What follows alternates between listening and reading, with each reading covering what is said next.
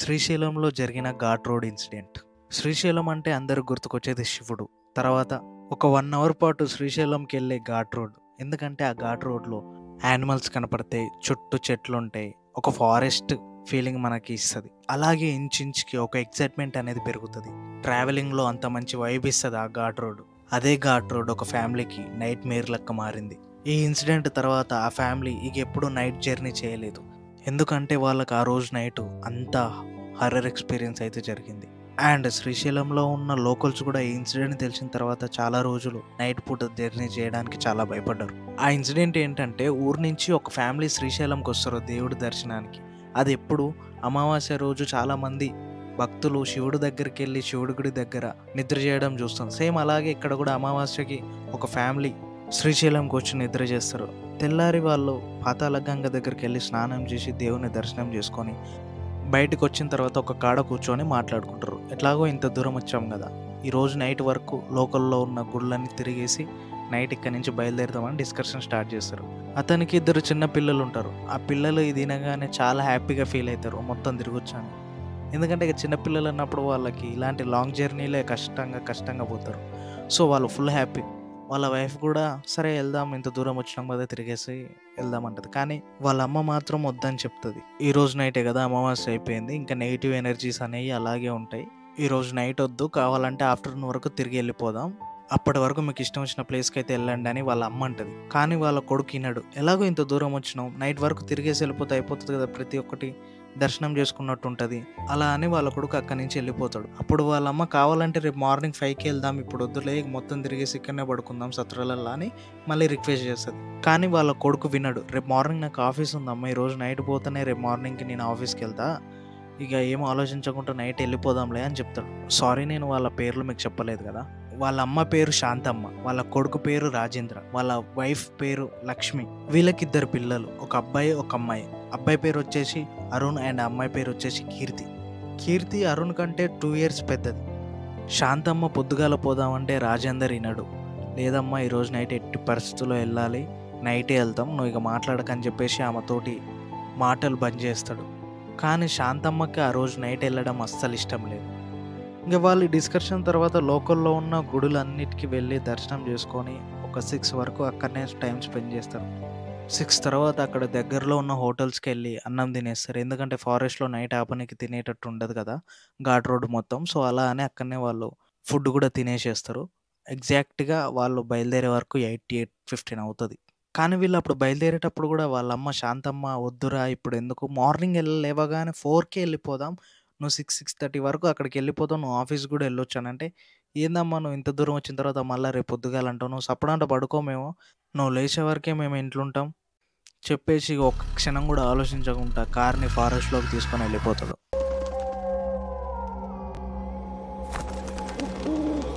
లోపలికి వెళ్ళిన తర్వాత ఒక 20-25 మినిట్స్ జర్నీ చేసిన తర్వాత ఇక మనకి టర్నింగ్స్ రావడం అనేది స్టార్ట్ అవుతాయి. ఇంకా టర్నింగ్స్ ఎలా ఉంటాయో తెలుసు కదా, మొత్తం తిప్పి పోవాల్సి వస్తుంది. అలా టర్నింగ్స్ అన్ని తిప్పుకుంటూ వెళ్తుంటే ఒక హాఫ్ అన్ అవర్ తర్వాత అప్పుడు ఫారెస్ట్ నుంచి నార్మల్గా ఈ సౌండ్స్ అనేవి వస్తుంటాయి. అప్పుడు టైము 9 అవుతుంటుంది. సో వాళ్ళ అమ్మగారు శాంతమ్మ, ఇక నువ్వు బండి ఇక్కడి నుంచి ఎక్కడ ఆపొద్దు చిన్న, డైరెక్ట్ ఘాట్ రోడ్ దాటిన తర్వాత ఆపాలనిపిస్తే ఇక్కడ మాత్రం ఆపకు, పిల్లలు కూడా పడుకున్నారు, నేను ఒకవేళ నువ్వు స్పీడ్గా తోలాలనుకుంటే తోలు, కానీ ఘాట్ రోడ్ వరకు నువ్వు కారు ఆపే ప్రసక్తి లేదు, కారు నుంచి దిగే ఛాన్స్ కూడా లేదు, ఇది ఒక్కసారన్నా నా మాట విను అని వాళ్ళ కొడుక్కి చెప్తుంది రాజేంద్రకి. రాజేంద్ర ఒకటేసారి నవ్వుతాడు. ఎందుకమ్మా చీకట్లా అంత భయపడుతున్నావా నువ్వు అని వాళ్ళ మదర్ మీద జోక్స్ వేసుకుంటా కార్ డ్రైవ్ చేస్తుంటాడు. అలా వెళ్తుంటే 9:15, 9:20 టైం అవుతుంటుంది. పిల్లలందరూ పడుకుంటారు. ఆల్మోస్ట్ వాళ్ళ వైఫ్ కూడా పడుకుంటుంది. వాళ్ళ అమ్మ ఒక్కతే ఇతనితో కూర్చొని మాట్లాడుతుంటుంది. శాంతమ్మ ఒక 5 మినిట్స్ తర్వాత, నాన్న నీ ఎదురుగా ఏదొచ్చినా కూడా నువ్వు భయపడకుండా అలాగే తోలేసాయి, నువ్వు దేని గురించి ఆలోచించకు అని మళ్ళీ కొడుక్కి చెప్తుంది. కొడుకు షాక్ అవుతాడు. ఏంటమ్మా నిద్రలో కలలేమన్నా అంటున్నావా, అలా మాట్లాడుతున్నావా అని అనుకుంటూ మళ్ళీ నవ్వుతాడు. అలా డ్రైవ్ చేసుకుంటూ వెళ్తుంటే చుట్టూ మంచు లైట్ కమ్ముకుంటుంది. సో అప్పుడు ఆయనకి ఒక 1/2 కిలోమీటర్ దూరంలో ఎవరో నిలబడ్డట్టు ఒక అమ్మాయి షేప్లో వైట్ డ్రెస్ వేసుకొని జుట్టు మొత్తం ఒక సైడ్ విరబూసుకొని నిలబడ్డట్టు అతనికి కనిపిస్తుంది. అతను ఎమ్మటే అమ్మ అక్కడ ఎవరు ఉన్నట్టుంది చూడు అని వాళ్ళ అమ్మకి చెప్తారు. కానీ శాంతమ్మ అక్కడ ఎవరు లేరు, కార్ అస్సలు ఆపకు, నువ్వు కార్ దిగకు, అలాగే స్ట్రైట్కి వెళ్ళిపోని, అక్కడ ఏం లేదు, జస్ట్ నీకు పొగ అలా కనిపిస్తుంది అని రాజేందర్కి చెప్తుంది. రాజేందర్ ఊకో అమ్మ, ఒకటే నీ భయాలు నువ్వును, అక్కడ ఒక అమ్మాయి నిలబడి ఉంటే నువ్వు ఎవ్వరు లేరు పొగ అని నన్ను ఎట్లా బ్లేమ్ చేస్తున్నావు, వాళ్ళ అమ్మతోటి ఆర్గ్యుమెంట్ చేస్తాడు.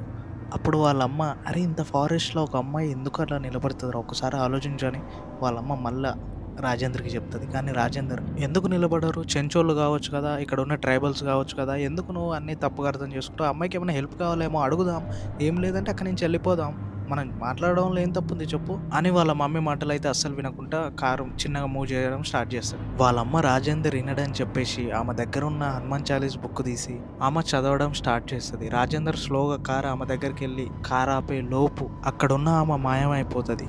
అప్పుడు రాజేంద్ర వాళ్ళ అమ్మతోటి అమ్మ నువ్వు చెప్పింది కరెక్టే, ఇది మంచులో నాకేం కనిపిస్తలేదని మళ్ళీ వాళ్ళ అమ్మతోటి శాంతమ్మతోటి అంటాడు. నువ్వు నా మాటలు అసలు వినపోయినా పర్లేదు కానీ ఇదొక్క మాట విన్నా అన్న, నువ్వు ఘాట్ రోడ్ అయిపోయేదాకా నువ్వు బండి ఎక్కడ ఆపకు, నేను ఎప్పుడు నీకు ఇలా చెప్పలేదు, ఇదొక్కసారి నా మాట విను, తర్వాత నీ ఇష్టం అని మళ్ళీ రాజేందర్కి చెప్తూ ఉంటుంది. రాజేందర్కి డౌట్ వస్తుంది, సరే మా అమ్మ చెప్పేది కరెక్టే కదా, ఈసారి వినకుండా వెళ్ళిపోదాం, ఏదో అడ్డు వచ్చినా కూడా సరే ఈ ఫారెస్ట్లో ఎవరు ఉంటారు అని ఒకటి రియలైజ్ అయిపోయి ఇక కారు కొంచెం స్పీడ్ పెంచడం స్టార్ట్ చేస్తాడు.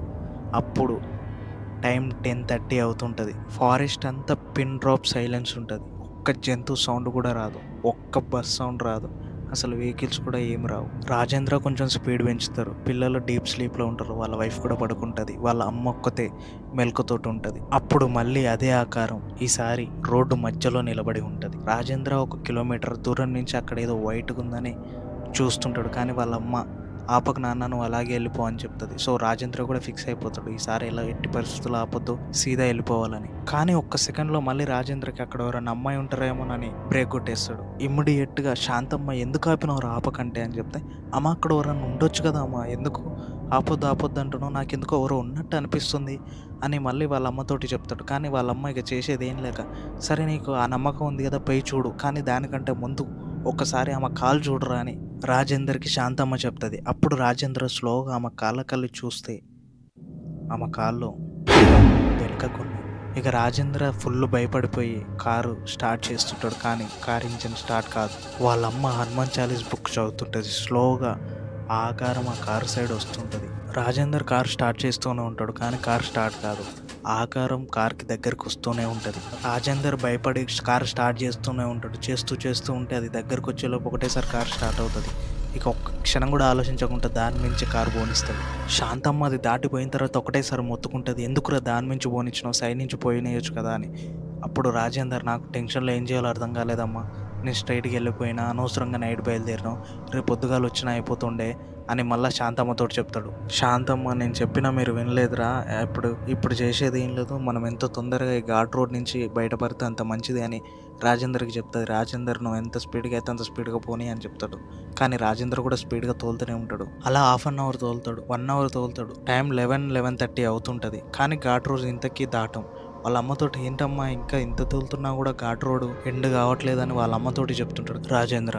శాంతమ్మ కారులో డీజిల్ ఉందా అని అడుగుతుంది. రాజేంద్ర ఫుల్ ట్యాంక్ కొట్టించినమ్మా అని అంటాడు. కానీ నువ్వు ఒకటి కార్ ఎక్కడ ఆపుకు, ఎంతసేపు అయినా తిరుగు, కానీ మనకి ఏమో ఒకటి ఎగ్జిట్ కనపడుతుంది అంటే అదేందమ్మా ఒకటే రూట్ కదా ఉండేదని మళ్ళీ శాంతమ్మని అడుగుతాడు. అప్పుడు శాంతమ్మ చెప్పేది ఏంటంటే, మనం దాని మాయలో ఉన్నవారు, ఇప్పుడు అది మనల్ని తిప్పిస్తుంది, ఏం కాదు టెన్షన్ పడకుండా పోని, ఎక్కడ ఎగ్జిట్ వస్తుందో అక్కడికి పోవాలి మనం, నువ్వు ఎక్కడ కార్ అనేది అస్సలు ఆపకొని మళ్ళీ రాజేంద్రకి చెప్తుంది. రాజేంద్ర షాక్ అయ్యి సరే అమ్మ అని చెప్పి అలాగే తోలుతూ ఉంటాడు. అలా చేసిన కొద్దిసేపటికి రాజేందర్ పెద్ద పాప లేస్తుంది. అప్పుడు రాజేంద్ర పడుకో అమ్మ, ఎందుకు లేస్తున్నావు అని చెప్పగానే ఆ పాప కీర్తి, నన్ను ఎవరో ఫారెస్ట్లోకి రమ్మని పిలుస్తున్నట్టు వాయిస్ వస్తుంది నాన్న, పడుకుంటే నాకు అదే కళ్ళలోకి వస్తుంది వైట్ శారీ తోటి అని రాజేంద్రకి చెప్తుంటాడు. రాజేంద్ర షాక్ అయిపోతాడు. అప్పుడు వాళ్ళ అమ్మ శాంతమ్మ, ఏం కాదు ఏమి ఉండదు, అవన్నీ ఫారెస్ట్లో తిరుగుతున్నాం కదా, కొన్ని పీడకలలు ఉంటాయి, నువ్వు పడుకో ఏం కాదు తల్లి అని చెప్పేసి ఆమెను పడుకోబెడదామని ట్రై చేస్తుంటారు. కానీ కీర్తి ఆపు నాన్న, నేను కారు దిగి చూసి వస్తే ఎవరైనా ఉన్నారేమో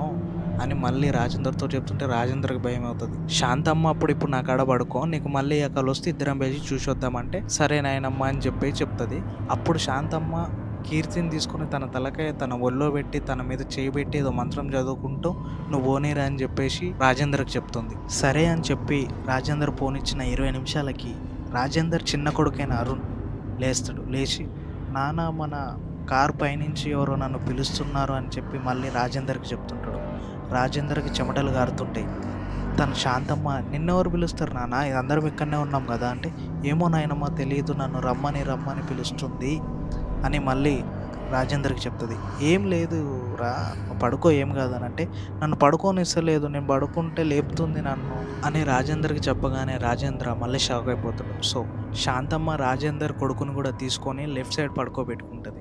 పడుకోబెట్టుకున్న తర్వాత ఇప్పుడు నేను ఎవరన్నా పిలిస్తే నాకు చెప్పు, ఇద్దరం కలిసి పోదామని చెప్తుంది. సరే నాయనమ్మ అని చెప్పేసి అరుణ్ పడుకుంటాడు. పడుకున్న 20 మినిట్స్కి రాజేంద్ర స్పీడ్గా డ్రైవ్ చేస్తూ ఉంటాడు. డ్రైవ్ చేస్తూ ఉంటే పోతున్న ప్రతి చెట్టు మీద ఎవరో కూర్చున్నట్టు రాజేంద్రకి కనపడుతుంటుంది. ఇదేంటమ్మా ప్రతి చెట్టు మీద ఎవరో కూర్చున్నారు అని మళ్ళీ శాంతమ్మతోటి చెప్పగానే, నువ్వు అవన్నీ చూడకు, రోడ్డు చూసి పోని అని చెప్పేసి శాంతమ్మ రాజేందర్కి చెప్తుంది. సరే అమ్మ అని చెప్పి స్పీడ్గా వెళ్తుంటాడు.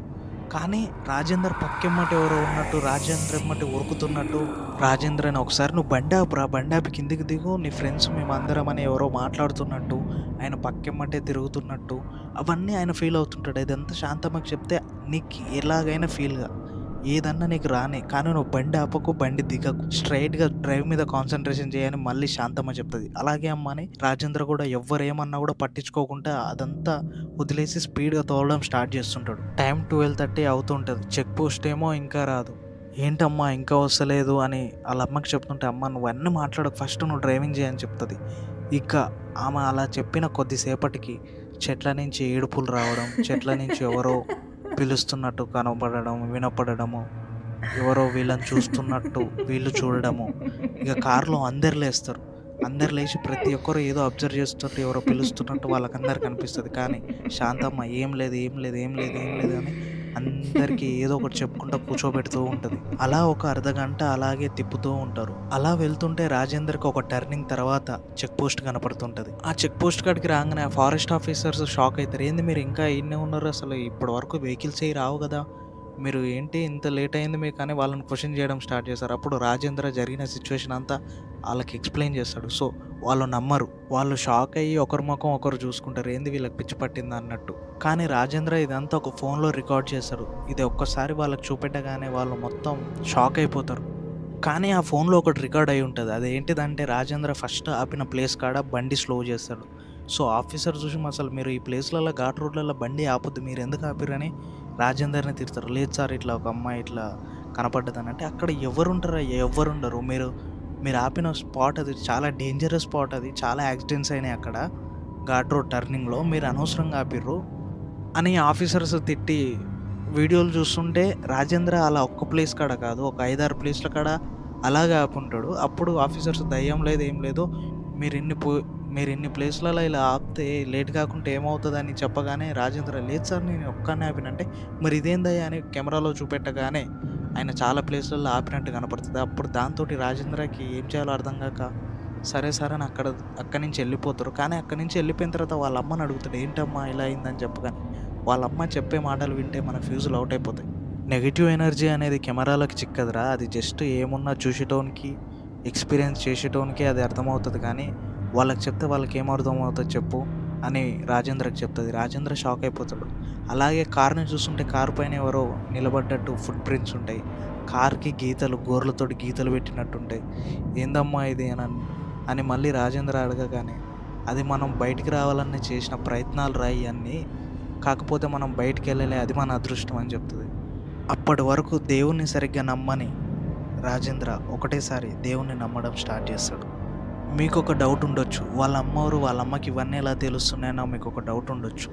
కానీ వాళ్ళ అమ్మ ఎవరో నేను చెప్తా. వాళ్ళ అమ్మ ఒక దేవునమ్మ. ఆమెకి నెగిటివ్ ఎనర్జీని పసిగట్టే పవర్ ఉంటుంది, అండ్ నెగిటివ్ ఎనర్జీ వస్తే దాన్ని పంపించే పవర్ కూడా ఉంటుంది. అండ్ వాళ్ళ అమ్మ కార్ నుంచి రాజేంద్రని వాళ్ళ ఫ్యామిలీని ఎందుకు దిగొద్దు అన్నదంటే, వాళ్ళమ్మ వీళ్ళు పోయే రోజు ముందే ఏ నెగిటివ్ ఎనర్జీ రాకుండా ఆ కార్కి రక్ష కట్టి ఉంటుంది. అందుకే రాజేంద్రని కారు తోలేటప్పుడు బయటికి దిగొద్దు, కారులోనే కూర్చోవని చెప్పింది. ఆ నెగిటివ్ ఎనర్జీ వీళ్ళని ఇబ్బంది పెట్టింది, కానీ కారు లోపలికి వచ్చే ప్రయత్నం చేయలేకపోయింది, ఎందుకంటే ఆ రక్ష కట్టడం వల్ల. కార్లోకి నెగిటివ్ ఎనర్జీ రాకుండా శాంతమ్మ కార్లో హనుమాన్ చాలీస్ చదవడం స్టార్ట్ చేసింది. ఈవెన్ ఆ చెక్ పోస్ట్ దాటిన దాకా ఆమె చదువుతూనే ఉంది.